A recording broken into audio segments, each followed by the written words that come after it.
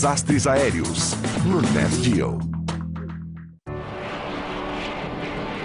É a primeira demonstração pública do mais sofisticado jato de passageiros do mundo. Muito bem, 100 pés.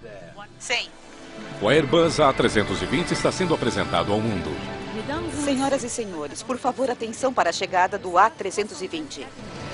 Uma apresentação que se transforma em uma calamidade fatal. 30. Não pode ser. 30. Droga!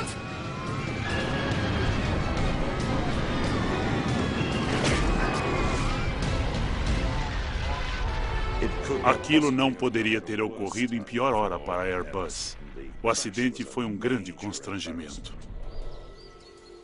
Há uma enorme pressão sobre os investigadores. Para que a Airbus sobreviva, eles precisam encontrar a resposta para uma questão crucial. Foi o piloto ou o avião?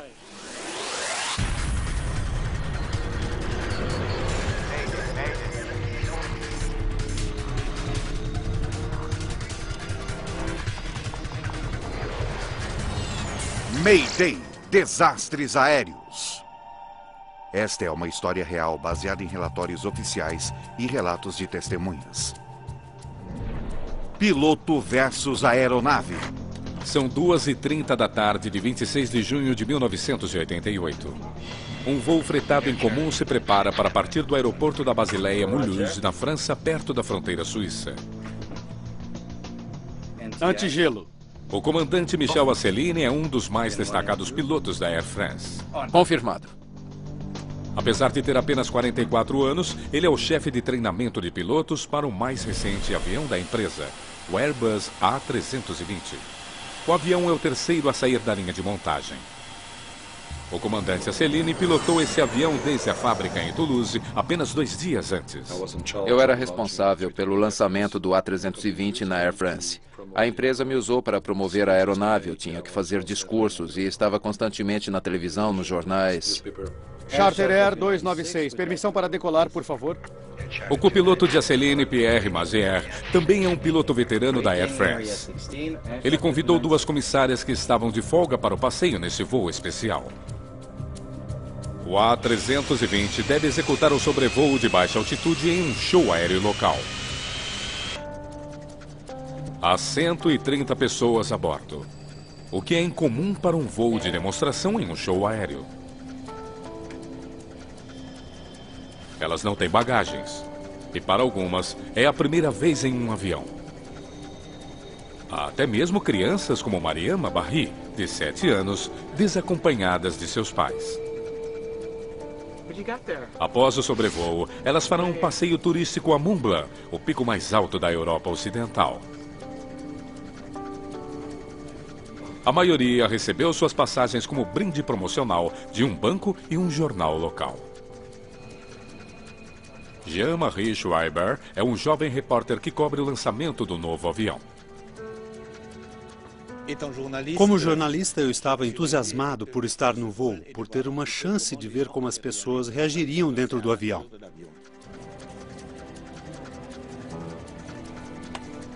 Outro jornalista a bordo, Jean-Claude Bosch, estava ocupado gravando o evento. Quando eu entrei no avião, eu pensei, ótimo, essa vai ser uma experiência inesquecível. E realmente foi inesquecível.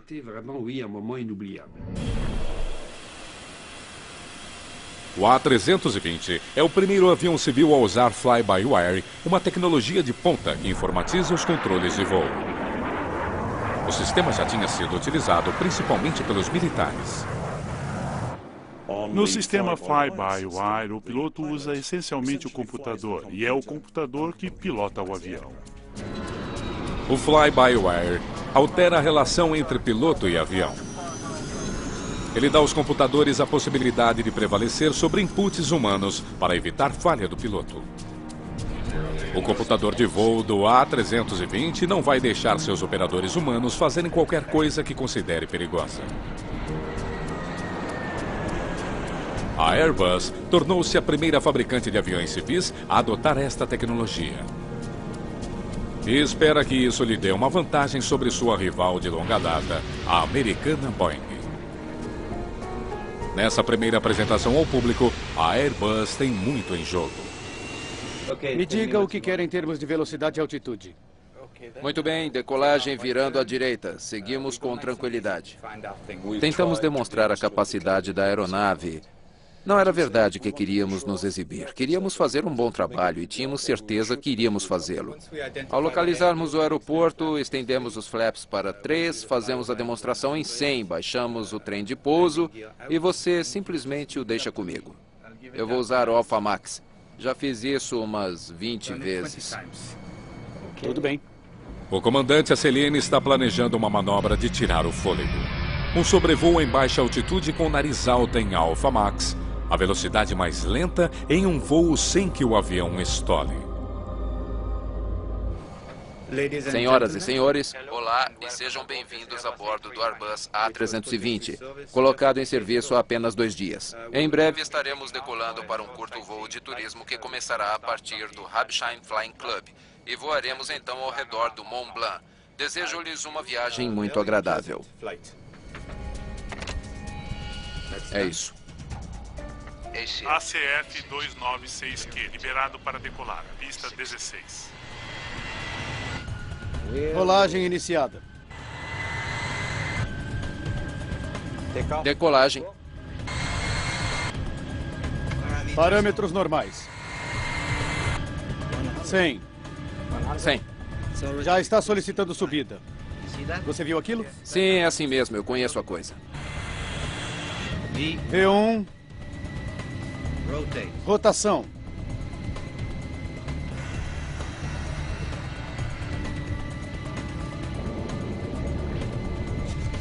Recolhendo o trem de pouso, flaps 1. Checklist completado. É um voo de apenas 5 minutos até o aeroporto de Habsheim, onde o show aéreo está sendo realizado. Para esta pacata cidade alsaciana, esse show é o ponto alto do verão. O show aéreo atraiu mais de 5.000 pessoas. Havia grande interesse do público. O aeroporto é tão pequeno que suas coordenadas não são armazenadas no banco de dados de navegação do avião. Por isso, os pilotos devem encontrá-lo visualmente. Você está a 8 milhas náuticas. Em breve vai vê-lo. Lá está a rodovia. Deixamos a rodovia à esquerda, não é? Não, à direita da rodovia. É um pouco à direita da rodovia.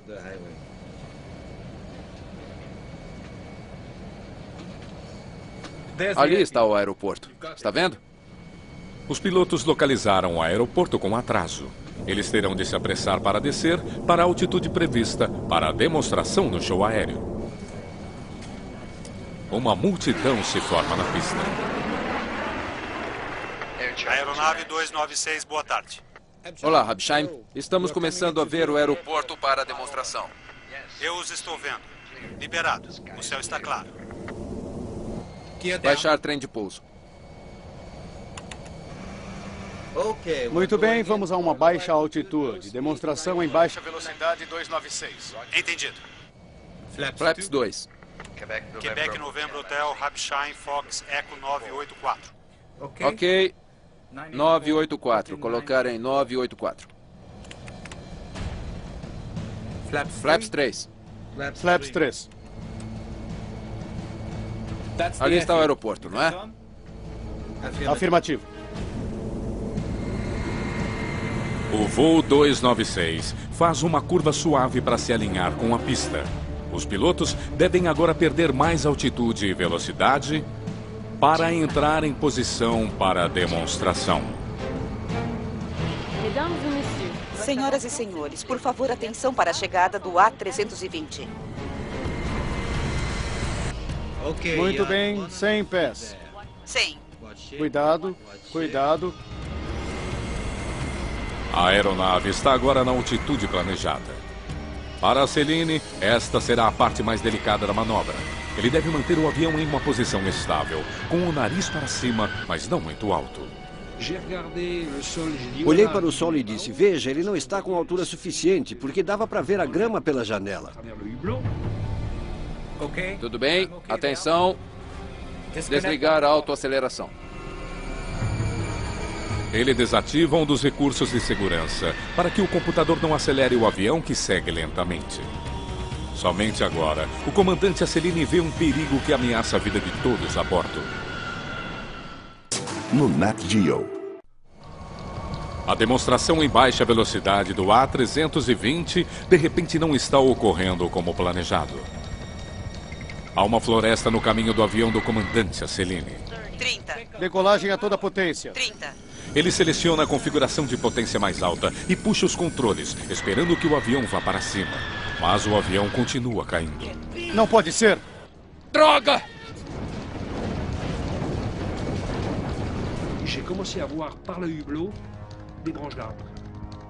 Pela janela comecei a ver galhos de árvores. Fiquei espantado. Imagine estar em uma trilha em um veículo grande, em uma pista esburacada, dirigindo a 80 ou 100 km por hora, sacudindo sem parar. E foi assim. Eu dizia para mim mesmo que o avião tinha de ficar inteiro, porque se assim fosse, nós estaríamos bem. Mas se ele se rompesse, seria o fim.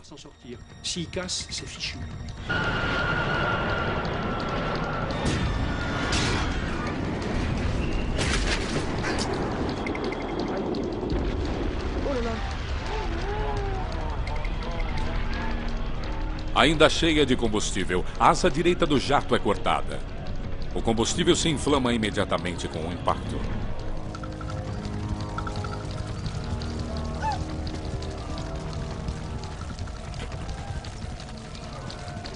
Paramos rapidamente e, ao atingir o solo, meu assento se quebrou. Como eu estava segurando muito firme, o assento se quebrou. E vi então muitas chamas por toda parte, chamas de 20 metros de altura ao redor do cockpit e fumaça vindo de toda parte. O copiloto está gravemente ferido. Ele sangrava muito e mesmo com um arnês completo, ele bateu em alguma coisa na frente dele. O que foi que você fez? Eu não sei. Eu não estou entendendo. Quando o avião finalmente parou, houve um momento de silêncio. Surpreendentemente, a fuselagem ainda está inteira. Todos sobreviveram ao impacto, mas ainda não estão fora de perigo. Eu me inclinei para a direita e vi chamas vermelhas. As janelas estavam vermelhas. E eu pensei, estamos inteiros, mas vamos queimar até a morte. E então ouvimos alguém dizer, saiam, saiam, há um incêndio. Evacuem a aeronave rápido, eu cuido dele. Apenas 2 saídas podiam ser usadas para a evacuação. As demais estavam em chamas. Galhos grossos bloqueiam uma das portas, tornando difícil a evacuação. No caos da cabine, alguns passageiros lutam para tirar os cintos de segurança. Marie-Françoise Froch é um dos últimos passageiros a deixar seu assento. E vê Mariama Barry, que está presa ao assento.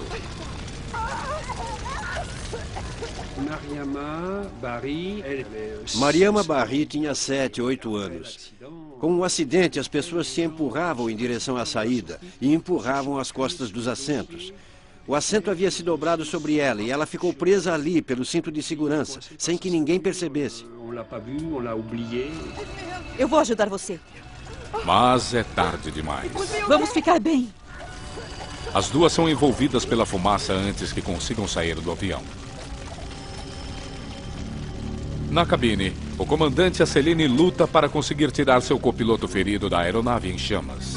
Eu o tirei do assento dele. Tirei o cinto dele, o carreguei, nem sei como, e o coloquei na escorregadeira. Quando todos os passageiros estavam fora do avião, eu vi minha tripulação. E quando eles me disseram, comandante, comandante, estão todos fora do avião.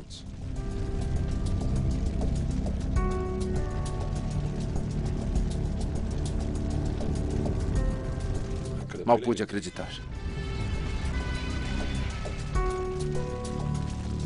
Mas a tripulação está enganada. Nem todos os passageiros conseguiram sair.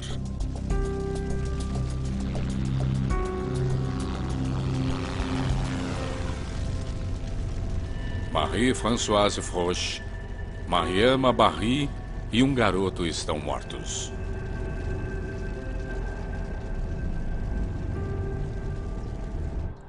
Além da trágica morte dos passageiros, o acidente é um desastre em termos de relações públicas para a Airbus. O acidente não poderia ter ocorrido em pior momento para a Airbus. Eles estavam pondo em prática um novo conceito que fora amplamente apregoado como um novo patamar em termos de segurança para a aviação civil, e ali estava um piloto envolvido em um acidente. Para aqueles que viram o acidente, que foi transmitido pela mídia em todo o mundo na mesma noite em que aconteceu, aquilo os deixou atônitos. O acidente foi um grande constrangimento.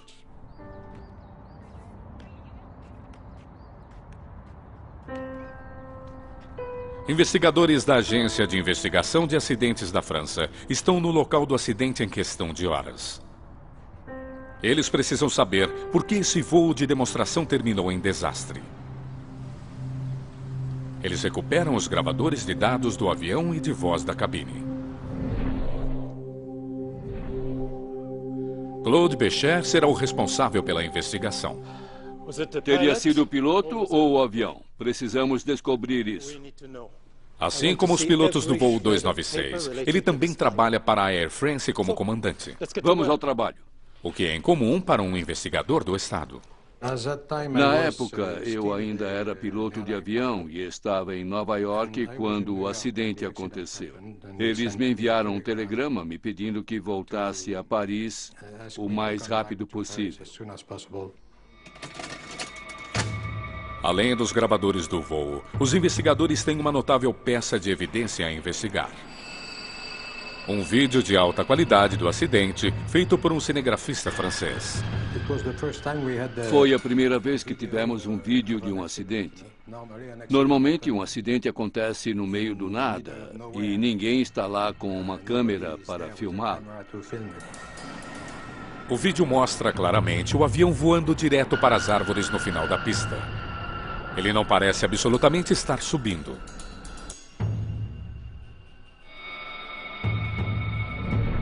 O gravador de voz da cabine oferece então um indício confuso.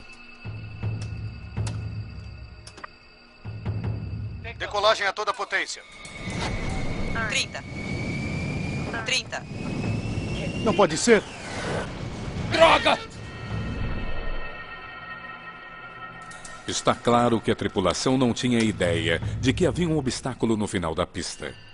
Os investigadores estão intrigados. Como é que uma floresta poderia ter pego um piloto de surpresa?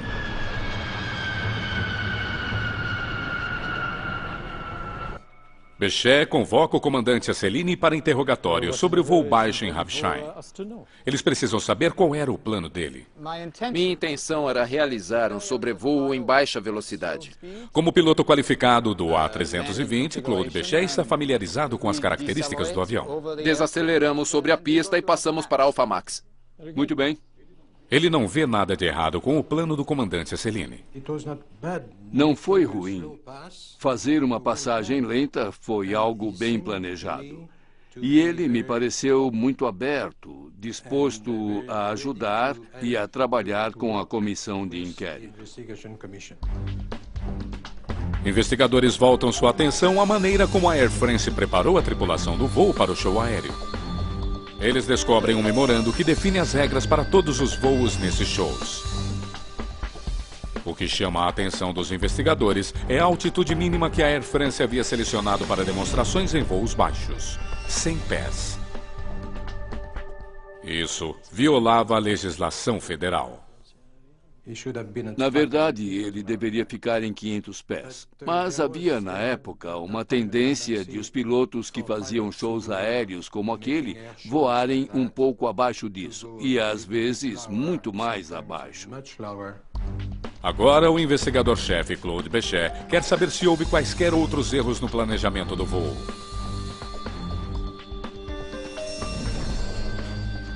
Ele logo descobre que a divisão do voo da Air France havia elaborado um plano de voo para demonstração apenas 48 horas antes do show aéreo. Um funcionário da Air France havia preparado mapas do aeroporto para a tripulação do voo 296. Os investigadores encontram um sério problema. A floresta em torno do aeroporto de Habsheim não aparecia nas fotocópias.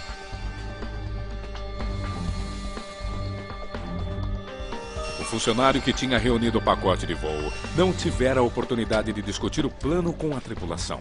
Estava usando uma carta de navegação? Enquanto interrogava a Céline, Bechet descobre que os pilotos também haviam tido pouco tempo para se preparar. Aqui está o pacote de voo. Obrigado. Isso é bastante incomum para um show aéreo. Meu copiloto me disse, ok, como vamos fazer um voo ao redor de Mont Blanc, temos de fazer 2 passagens baixas sobre um pequeno aeroporto, Habsheim. Disse-me que não havia nada de especial. Para mim, então, era um voo normal, um dia normal. A preparação não tinha sido completa e a tripulação não havia recebido informações da equipe. E então, os investigadores fazem uma descoberta intrigante no local do acidente. Eles medem a altura das árvores atingidas pelo voo 296 e verificam que a altura média da floresta era de apenas 12 metros. Isso leva a uma questão crucial. Como é que um Airbus, que deveria estar voando a 100 pés, 30 metros, poderia atingir árvores com menos da metade daquela altura?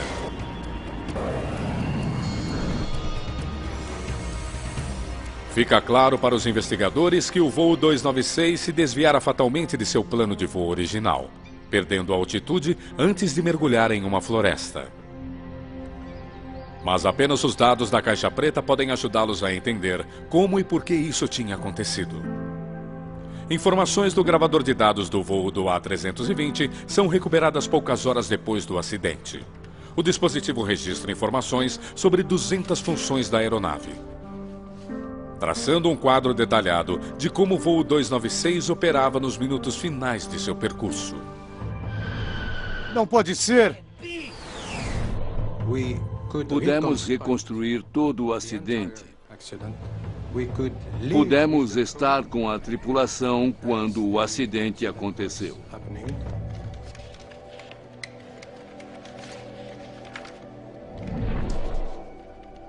A partir dos dados, os investigadores fazem 2 observações surpreendentes. A primeira é que o voo 296 não sofreu avarias mecânicas.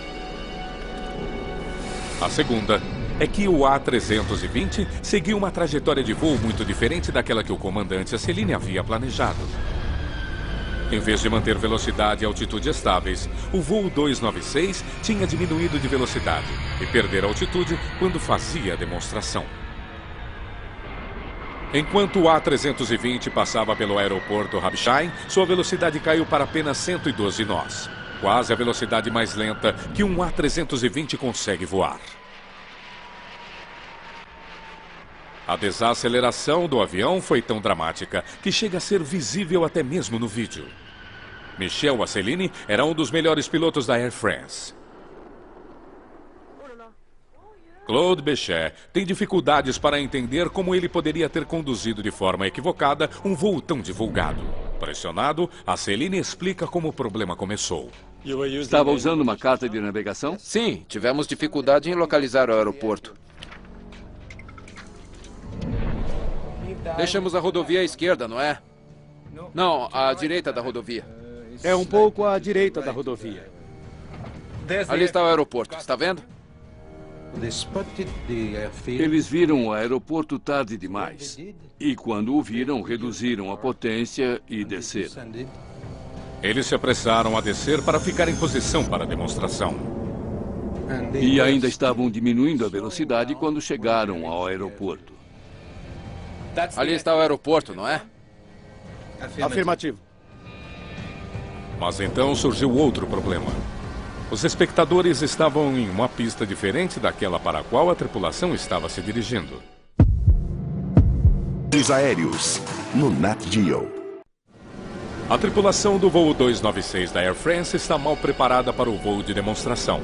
Ao planejarem o show aéreo, a Air France só forneceu à tripulação informações para a pista 2, a única pista de pouso asfaltada de Habsheim. Mas o comandante Asselini vê a multidão em uma pista de grama, uma pista de pouso adjacente e muito mais curta. Eu estava esperando uma pista normal e no último momento vi que era uma pista de grama. O comandante Asselini alinha o avião com a pista de grama. Não imaginei que ao final da pista haveria uma floresta. Para mim haveria apenas arbustos. Muito bem, 100 metros. 100. Cuidado, cuidado. 100. Como eles tiveram de apressar a descida, quando o voo 296 chegou ao aeroporto, ele estava voando rápido demais. Para perder velocidade, o comandante Asselini manteve sua menor potência, bem abaixo daquela normalmente configurada pelos pilotos para um voo em Alpha Max. Mas havia outro grave problema. A aeronave descera abaixo de 100 pés e continuava a descer. E os pilotos não parecem ter percebido. 50. Tudo bem, desligar a autoaceleração. Em questão de segundos, a altitude havia caído para apenas 30 pés. O que ficou extremamente claro foi que o avião estava voando a cerca de 30 pés acima do solo. Independentemente de quaisquer outros dados, este foi de extrema importância. Potência total. Nenhum avião daquele tamanho ou de qualquer outro tamanho deve fazer um voo daquela natureza tão baixo. Os dados são claros. Você estava a 30 pés e não 100. Eu acreditava estar a 100 pés. Claude Bechet ainda não sabe como o A320 acabou tão perigosamente perto do solo. O comandante Asselini insiste que seus instrumentos falharam. Flaps 2. Quebec, Novembro, Hotel, Hampshire, Fox, Echo, 984. Ok, 984. Coloque 984. O comandante Asselini estava confiando em seu altímetro barométrico, que usa a pressão do ar para medir a distância do avião em relação ao solo. Ele deveria estar ajustado à pressão atmosférica local para ser exato. Quebec, Novembro, Hotel, Hampshire, Fox, Echo, 984. Afirmativo, 984. Colocado em 984. O gravador de voz da cabine prova que a torre forneceu a leitura da pressão e a tripulação definiu seus instrumentos. Mas Asselini insiste que o altímetro estava lhe dando uma falsa leitura. Eu estou dizendo. O altímetro dizia que o avião estava a 100 pés. Michel Asselini afirmara que o altímetro barométrico indicava, na verdade, para ser exato, 67 pés. Ele alegava, fora o que levara a voar a 30 pés e não a 100 pés. Os investigadores estão céticos. Asselini tinha mais do que um instrumento para lhe fornecer informações de altitude. O A320 tem um segundo altímetro que usa ondas de rádio para calcular a distância do avião em relação ao solo. Esse altímetro exibe a altitude em um display digital. Mas o comandante Asselini afirma que era difícil ler tal informação. Não conseguimos usar o radioaltímetro porque é um altímetro digital e ninguém consegue voar através da leitura de números. Tentei isso mais tarde em um simulador e nunca consegui fazer aquilo. Mas o radioaltímetro tem outra maneira de alertar os pilotos. Tudo bem. 50. Um aviso de voz digital. Desligar a autoaceleração. 50. Mas Asselini alega que ele e seu copiloto Pierre Mazière não conseguiram ouvi-lo. Algumas pessoas disseram, mas você poderia ter ouvido o radioaltímetro dizendo 30, 30, 50, 40, 30. Não, porque naquele momento a aeronave fazia muito barulho e estávamos com os fones de ouvido. E demonstramos na época que os avisos do radioaltímetro não eram captados pelos fones. 50. Apesar da defesa de Asselini, os pesquisadores estão certos de que a tripulação do voo 296 lidou com uma manobra arriscada de forma incorreta. Bechet tem mais perguntas ao comandante Asselini. O que fez quando viu as árvores? Eu fiz o que qualquer piloto faria. Tentei passar por cima delas. Investigadores descobrem que nos momentos finais antes do acidente... 30. Decolagem a toda potência. O comandante Asselini usou potência total. E quando eu esperava pela resposta do motor, eu percebi que havia árvores à nossa frente. E então fiquei esperando.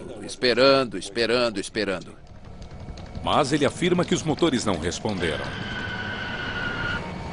E quando eles finalmente subiram um pouco, já era tarde demais. Eu estou dizendo, os motores não responderam quando usei potência total. O depoimento do comandante Asselini levanta uma perspectiva preocupante. Se houve um atraso prolongado na resposta do motor, isso poderia indicar um problema crítico com os turbojatos A320.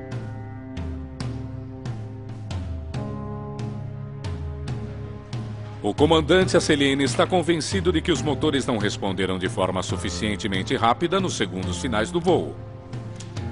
E está determinado a provar isso. Ele descobre um documento de alerta da Airbus sobre um defeito no A320. O documento diz que a velocidade do motor do avião poderia estagnar a baixa altitude devido ao fluxo de ar insuficiente. Quando isso ocorre, o motor não consegue acelerar. Mas os investigadores não conseguem encontrar evidência de tal falha em qualquer um dos dados do avião. 30. Decolagem a toda potência. 5 segundos depois que o comandante Asselini usou potência total, os dois motores do A320 começaram a responder. Eles chegaram a 80% de potência, próximo da potência total, momentos antes de o avião bater nas árvores. Quando você passa de idle ou marcha lenta para potência total, por alguns segundos você tem a impressão de que nada acontece. E em seguida vem a potência. Isso era normal, exatamente como previsto pela certificação. Os investigadores estão cada vez mais certos de que os motores do voo 296 não falharam. Eles encontraram outra forma de verificar os dados. O vídeo do acidente captou o som característico dos motores do A320 acelerando.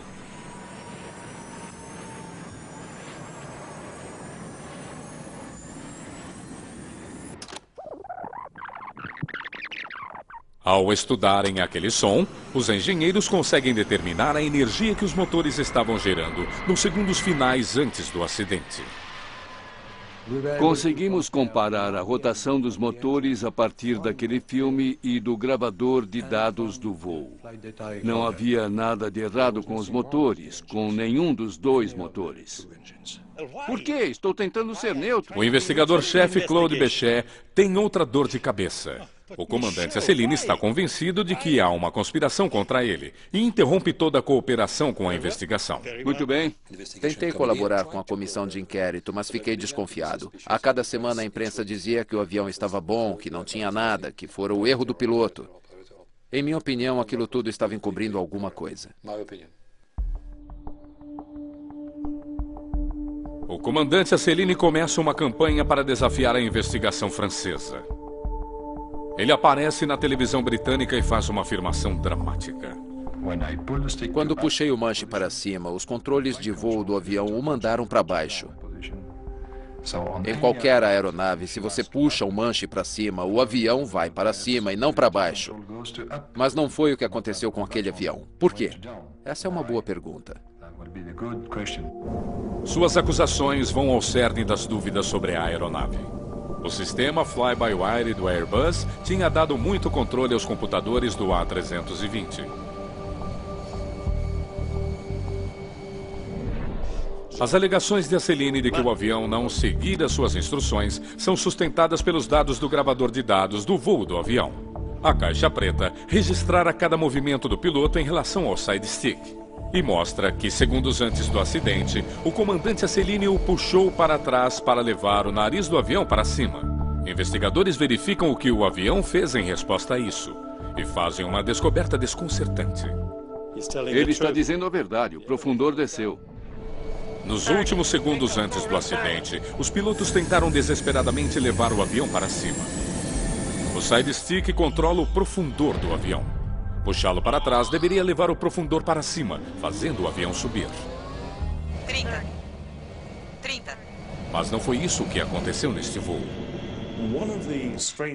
Uma das coisas estranhas sobre o acidente e que ficou clara quando o gravador digital de voo foi verificado foi que durante os últimos segundos do voo, antes de atingir as árvores, o piloto estava puxando o manche o quanto podia.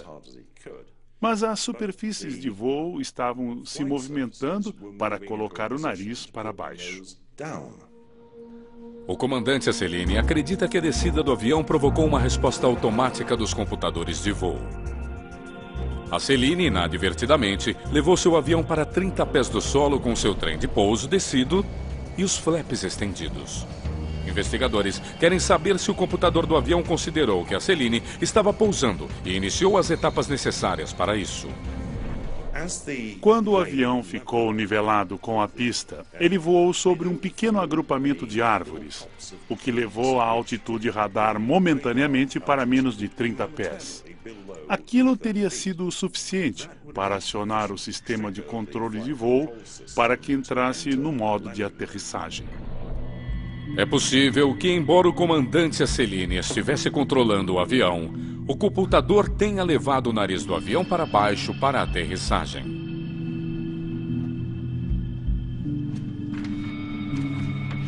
Os investigadores devem tentar determinar se o A320 teria se sobreposto ao piloto em um momento crítico. Eles analisam os dados do gravador de dados de voo. Pare ali. Mas, para sua decepção, o avião estava ou não em modo de aterrissagem? O gravador de dados do voo não consegue confirmar se o avião entrou em modo de aterrissagem. Os sistemas do A320 são tão avançados que o gravador não consegue acompanhar todas as funções do avião. O investigador Claude Bechet põe em prática outra maneira de descobrir isso. Ele reproduz a abordagem de Asselineau em relação ao aeroporto de Rapsheim para ver como o A320 responde. Entendido. Vamos começar a descida. Potência em idle.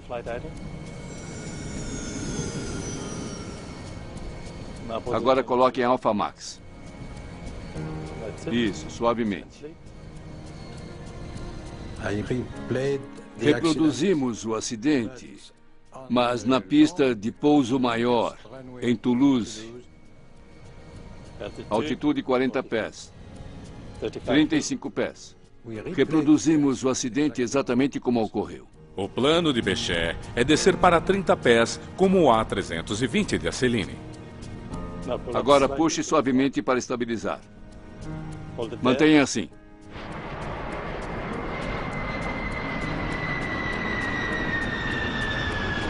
Bechet quer verificar se o computador de voo coloca o avião em modo de aterrissagem.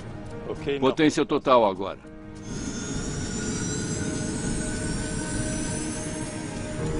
Você sentiu isso? Proteção alfa. O voo de teste provocou uma resposta dos computadores do avião, levando o nariz para baixo, como no acidente do voo 296. Mas o avião não tinha entrado em modo de aterrissagem. Em vez disso, o voo baixo havia ativado uma das principais características de segurança do A320, proteção contra stall. Devido à falta de fluxo de ar sobre as asas, voar lentamente com o nariz para o alto pode levar o avião a perder sustentação. O computador do A320 foi programado para levar o nariz do avião para baixo quando ele está para entrar em stall. Isso significa que, teoricamente, enquanto o sistema de controle de voo está em operação, o piloto não consegue parar o avião. Bechet concluiu que os computadores de voo se sobrepuseram às decisões do comandante Asselineau. Mas ele acredita que, ao fazerem isso, eles impediram o avião de entrar em stall, chocando-se antes da linha de árvores.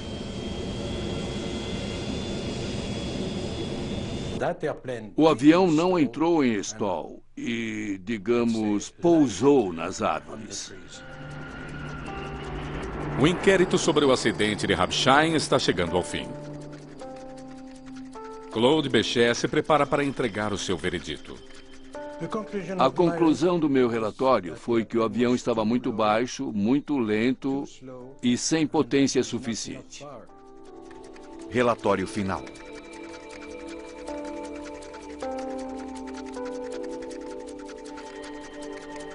Para Claude Bechet, o relatório é a palavra final sobre a tragédia em Rapsheim.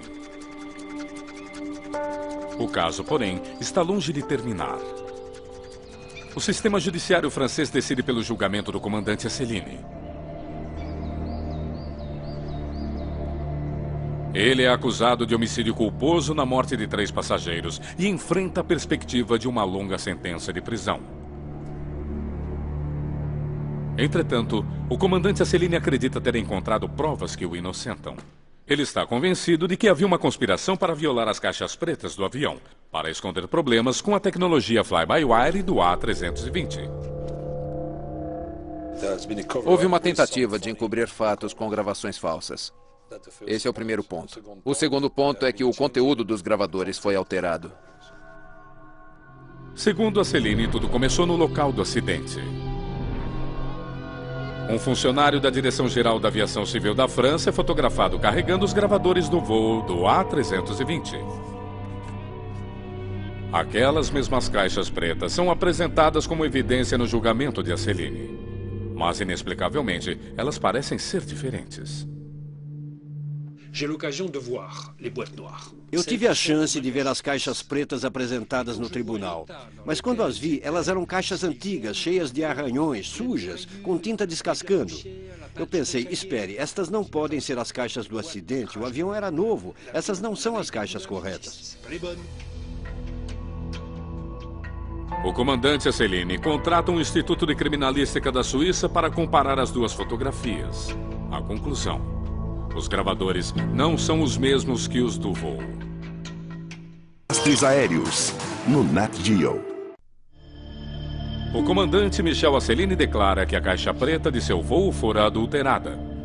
Mas o investigador Claude Béchet rejeita as acusações como ultrajantes. Eles estavam tentando provar que as fitas tinham sido manipuladas. O que não conseguimos entender, porque todos os especialistas em gravação sabiam que aquilo era fisicamente impossível. Mas há um especialista que acredita que as caixas pretas sejam suspeitas. Ray Davis é ex-chefe de análise de gravadores de voo da Divisão de Investigações de Acidentes Aéreos do Reino Unido. Ele foi contratado pela televisão britânica para revisar o trabalho dos investigadores franceses. Aquilo realmente me abriu os olhos. Antes da leitura do relatório, eu tinha uma impressão totalmente diferente das possíveis causas do acidente. Mas ao ler o relatório, havia tantas irregularidades e tantas questões levantadas pelo relatório que a minha atitude para com o acidente mudou completamente. Davis descobre provas capazes de inocentar Asselineau. Isto levanta questões sobre quando a tripulação usou potência para tentar sobrevoar as árvores. 30. Decolagem a toda potência. 30. Ao estudar os dados da caixa preta, Davis se depara com uma contradição curiosa.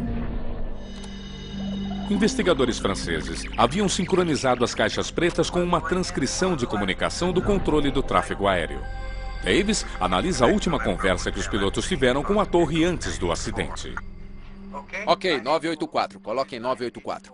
Isso fora gravado tanto pelo controle de tráfego aéreo quanto pela própria caixa preta do avião. Quebec, Novembro, Hotel, Hampshire, Fox, Echo 984. Entendido, Quebec, Novembro, Hotel, Hampshire, Fox, Echo 984. Ray Davis descobre uma discrepância de tempo entre as duas gravações, o que representa uma perda de vários segundos. De acordo com os dados da caixa preta, a aeronave estava a 5 segundos do impacto contra as árvores, quando o comandante Asselineau pediu potência total dos motores. Mas, de acordo com a análise de Ray Davis, isto, na verdade, aconteceu 4 segundos antes. Esta diferença de 4 segundos mudou drasticamente o cálculo do acidente. Trata-se da diferença entre um atraso normal de resposta do motor e uma avaria grave. Droga!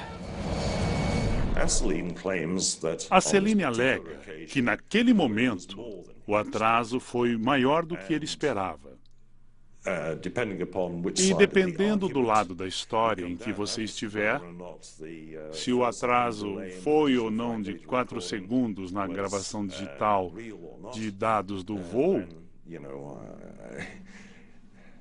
ou ele é um idiota, ou ele está certo. O sistema judiciário francês não acredita que Asselineau esteja certo.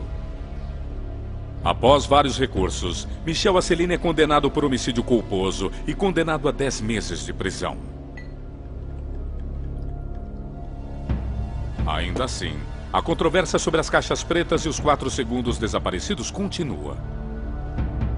Isto promete fazer pairar para sempre uma nuvem sobre os resultados da investigação de Claude Bechet. A opinião pública deve ter pensado, bom, havia tanta coisa em jogo, era o futuro de toda a indústria da aviação europeia que estava em jogo. Por isso, eles conseguiram manipular as fitas e culpar o piloto, e não o avião. Mas isso é simplesmente impossível. O inquérito sobre o acidente em Habsheim fez várias recomendações. Que seja proibida a presença de passageiros em todos os voos de demonstração. Ele também defende um melhor conhecimento dos aeroportos por parte das tripulações de voo. E que os procedimentos das companhias aéreas sejam revistos para garantir sua conformidade com os regulamentos oficiais sobre altitude.